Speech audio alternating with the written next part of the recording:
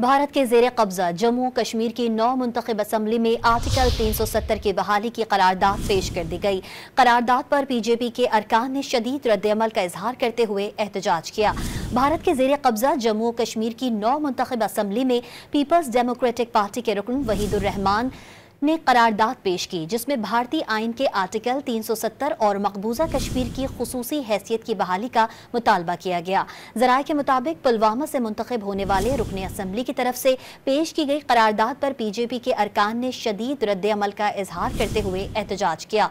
कठपुतली वज़ीर आला उमर अब्दुल्ला ने करारदाद पेश करने पर शदीद तनकीद की। पीजेपी के अरकान ने वहीदपुरा की रुकनियत मुअत्तल करने का मुतालबा किया।